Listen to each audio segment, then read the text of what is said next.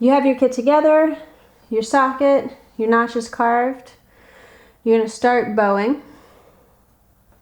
Once that notch fills with dust and you've generated enough heat, it's going to produce a coal. I try not to look too heavily at my socket or my notch to see if I have a coal because it tends to throw form off. But what happens is that the smoke gets thicker and richer, like a thicker white smoke starts to emerge. And you can generally tell by the richness of the smoke that you have a coal. On the chance you think you have a coal and you don't, that's fine. It's a good place to take a breather, especially as you're getting into this. You've done a lot of the work, and then you can just pop back onto your kit and then kick it over. But keep that dust there. There's no reason to move that dust out of that notch. Keep it there, jump back on, and then generate that heat that you need. It is a good time and opportunity to investigate that dust. What's the color? What's the consistency? These things are going to inform you about your practice. Is it a nice, dark color that's small in texture and fine? Perfect. If it's really light in color, you might want to increase your downward pressure. If it's striated and looks like little filaments, well, that's going to tell you that you might want to increase your duration and potentially have to fan that coal if you think you have one. Striated dust requires a lot more gentle fanning for a long period of time, where you're really trying to give it that air. You know, if you think about that textural quality where you're moving from a really fine dust to something that's a little chunkier, where it's little striated filaments, it's not going to turn over as fast and as quick, and you need to give it that oxygen to encourage it to grow.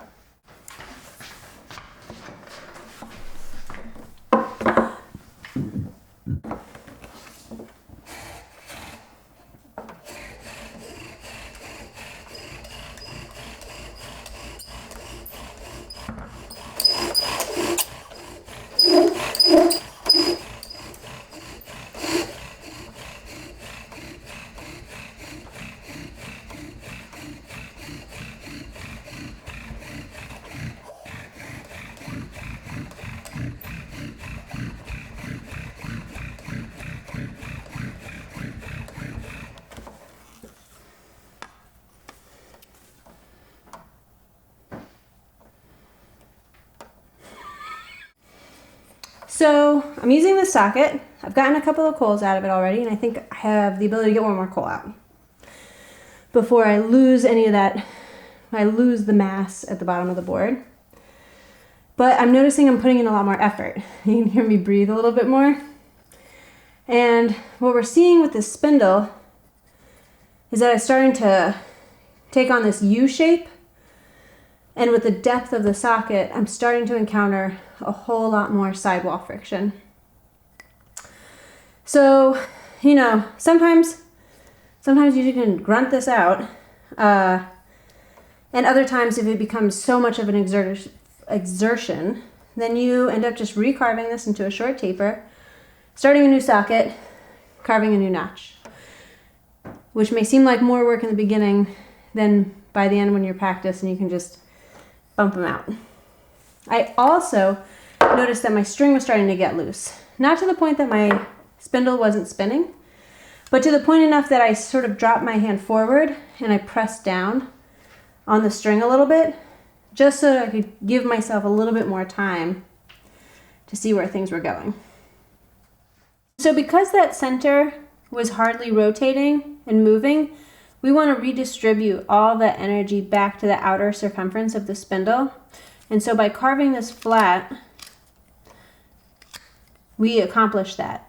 And therefore we can really take advantage where we see that it's a lot darker, but move that back towards the outside.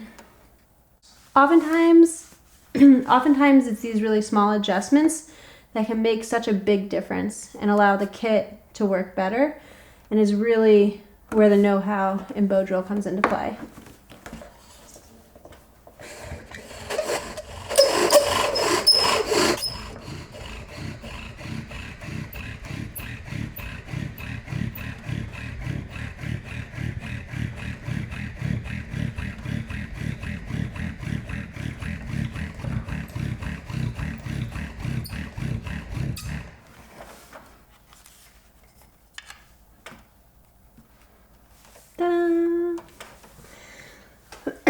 So to recap, I was hitting some trouble. I carved off a very slight shelf on the top of my spindle. I recarved this, which you can see went back to that U shape, the very light center, so that we redistributed that energy to the outside. Trim this down ever so slightly.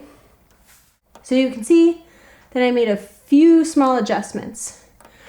I carved the very small shelf at the top of the spindle. I trimmed the circumference slightly along here. And I reduced this U shape that was starting to occur, that was signifying sidewall friction, so that we could redistribute that energy to the circumference. And then with a little bit of effort, big old coal came out. So this is what we're talking about. Having this bag of tricks that you can employ, making these small adjustments here and there, really make the difference. There's something that we often say about bow drill, which is that it's magic, but it's not magical.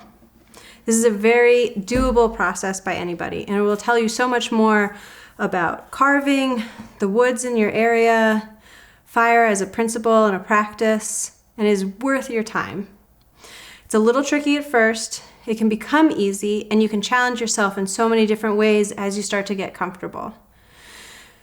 Being good at bow drill is knowing how to troubleshoot the many hurdles that come up.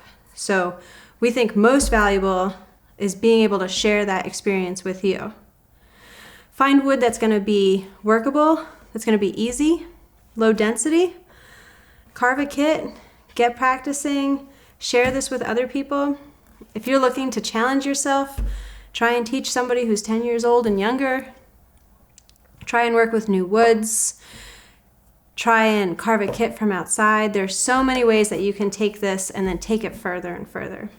It's a really beautiful skill, and we really are excited about you learning it.